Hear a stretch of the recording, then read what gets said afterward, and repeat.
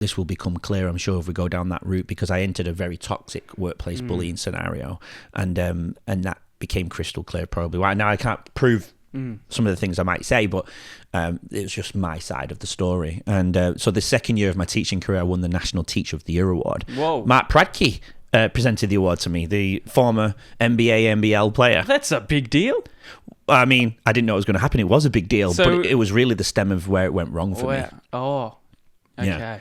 Yeah. So I honour it now on the studio of Leading Our Own Way. It's the plaque at the back of down at the side, but I put it away under the shelf for a very long time because within months I found myself in a toxic workplace. Well, I think there's two different things between toxic workplaces and bullying. This person was out to get me. Really? Well, so it seems. So you did. This was after you got the award at the end of the second year of prep.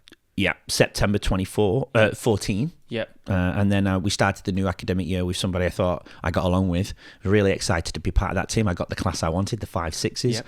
and within weeks things just didn't seem right. So what happened in those weeks? You know, it's quite, when trauma hits, and it was traumatic for me because coming from England, I wanted to be friends with everybody. With my personality type, my ability to connect. I think that's probably why I won the award. I wasn't the best teacher. I learned a lot from the girls I was with. I was in a team of 4 girls and me. I learned pieces from them and put into my own. I learned pieces from coaching, Michael, all of those, and integrated it into my own put my own little mayonnaise on those spin, on my teaching philosophy. And so I definitely can't claim I was the best teacher. But my ability to connect, I think, was there. And I think that's probably why the parents nominated me for the award. And I got along with the community. I got along with people. But looking back, I probably tried too hard because I was looking for identity in Australia. And when I won the award, and they made it a big deal. And obviously, I was actually really embarrassed. It was really embarrassing. In a good way. Yeah. Not in a bad way. Yeah. It's like somebody singing happy birthday to you. Yeah, that's true. Right. All the attention's on you. Yeah. You don't know how to react. Yeah, I didn't know how to react. Matt Bradke's there, and I didn't even know who Matt Bradke was because I'm English. All the Aussies know who he is, but I didn't know as a basketball player.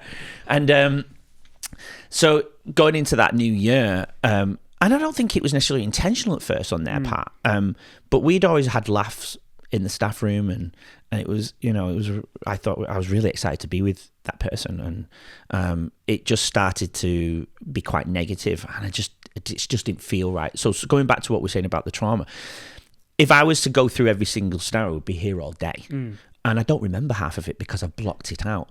But it was incidental things like meetings made up that I didn't know were happening. And I'd be shouted to come to the meeting. Why are you not coming? And I didn't know about I didn't even know about it. I didn't get the memo or the email. But these things, when you look like, I didn't know about it, you look like the arsehole. You look defensive. You look like the odd one out, right? And it was those type of things. I would come up with an idea. They would block it down. But then in a meeting, that idea was presented. And it was deliberately not sent to you. Well, I don't know. I can't prove it. Those Yeah. are the things I can't necessarily prove. But That's hard. It was a catch-22. So me being me, I'm not a guy I'm quite an emotional dude. So I would vent to people, but they would block that. Not again being malicious, just like they didn't see it, and that's fine because if I go into their mind, I can understand why. Oh, Andy, I just don't think you get along with that person. I was 32 at the time. I've not got along with a lot of people, and I think that's human nature. Some people we vibe with, some people we don't, and that's okay. But we still have to be kind and respectful. We still have to coexist if we're working with them. Definitely. We want to come to work ready to work. If not, definitely be happy, but not count the minutes, not wanting to arrive, not throwing up before work where it came to for me, and not becoming suicidal from it because it got to a point where I was physically pushed, assaulted in front of my children and in front of the people that I'd gone to for support. Wow. And that person then also went on their own mental health journey because they realised, shit, I've done the wrong thing. It wasn't wrong. They just didn't see it. Right. So that person, I think was devastated that she wasn't there and didn't understand the severity of it, because when she saw that push and the papers, I had mass papers shoved into my shoulders, she went on her own journey. It was like, Andy was coming to me for all those months, and I wasn't there to listen, wasn't there to support, because she had a great relationship with that person. That's fine. It's a hard position to be in. It was a catch-22, and other people who my friends, not lost, but they probably didn't know where to lie, so they sat on the fence and didn't know what to do. So when the truth eventually came out, I went on a paranoia journey and an anxiety journey, because I thought because it turned out to be a they. And there's a part of the journey that is detrimental to somebody else. It's really hard to share that part, but I was accused of saying something that I didn't about the principal, and that really affected him. But I think they tried to put the nail in the coffin, and it just wasn't the case. And I obviously proved it, and I could prove it, and it was not a problem. But I went on a bit. They lost their positions. One of them walked out because they didn't have an answer. So it was crystal clear. They were guilty, and then I had to live with paranoia and anxiety for the next 3 or 4 years. Going to bed 3, 4 o'clock in the morning because I didn't want the next day to arrive. Wow. I was eating rubbish all the way through. I had my child in that time. I thought that was a fix. I thought that would fix me because, I didn't have my dad growing up. I didn't have that father. I have a great relationship with my dad now. I'm not saying we stay in contact all the time. Every other week, every few, maybe other month we'll speak, and we, we'll see him when I'm at home. But it was never that, I don't want him to listen to this and feel whatever, sad about it, but I didn't have a dad growing up. That's fact. And it, maybe there's abandonment issues there, but again, he's not necessarily guilty for that. I'm just saying that plays a part in your future, doesn't it? And I think that's where I was, though those things were coming out, I wanted to be a dad, but I didn't know how to be a dad. I didn't know how to be present. With myself. So how could I be present with my son? I would hand this baby back to my partner. I wasn't a very good partner to my partner, and I was probably still suffering from the past. And we built the house on this side of the bay, something to look forward to. Again, wasn't going to fix it. I didn't know that though. I thought I would fix it. Bought a new fancy, bought my car. Really enjoyed my car. I don't need that car. I liked it at the time, and it was fancy to me anyway. And then I got my dream job. Yeah. I opened a school from scratch for a very, very, very wealthy family. It was a beautiful journey. I was honoured to be picked, but I entered another toxic environment. Now, this is the difference. Not a bullying scenario, just a toxic relationship scenario. And some people go, you're the common denominator here. Oh, no. And I can see why people didn't think that, but all of us left from that place, and really? year after year since, people have left too. And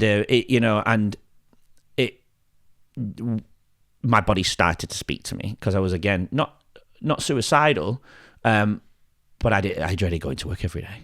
Again, for a second time. For years. For years, I dreaded going to school. Even though when the issue was over, I dreaded going to work.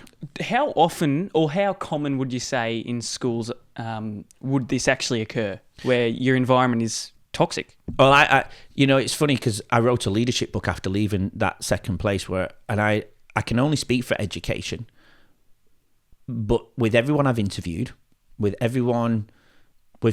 my observational evidence, with being around people and people coming towards me with the podcast, it's everywhere. And I'm not just saying education, so I don't want to just pick on the education system. I'm going to say everywhere. I think it could be somebody who's connected to you's going through something, but they're putting masks on. Right. Every day. I put a mask on. No, if everyone was listening to this, they would think Andy White was still Andy White. But deep down, I was not Andy White. I wasn't that loud, Andy, confident, outgoing. Now, a difference between arrogant, because I would never put anybody else down. I would never stand on anyone's shoes to get where I wanted to go. I just wanted to enjoy my day, be friends. Because people used to say, I don't come to work to be friends. I go, why not? I started to believe in that. But I even back now, I'm like, why not? Why would we not spend and care for the people that we are with 8 hours a day that we spend more than our loved ones with? Why can we not be friends? We don't have to go to dinner and drinks every single night.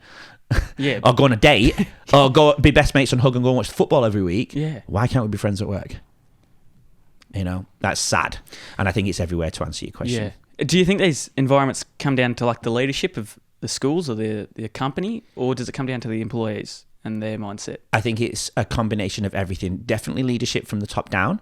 But I wrote a book called How to Lead with Purpose. And now with everything that I've learned about the brain and human physiology and understanding our cells and mental health in terms of sleep, in terms of food, in terms of movement and exercise, I do believe it's... I wish no, it's not that I wish. I'd go back and write a book with how to live with purpose.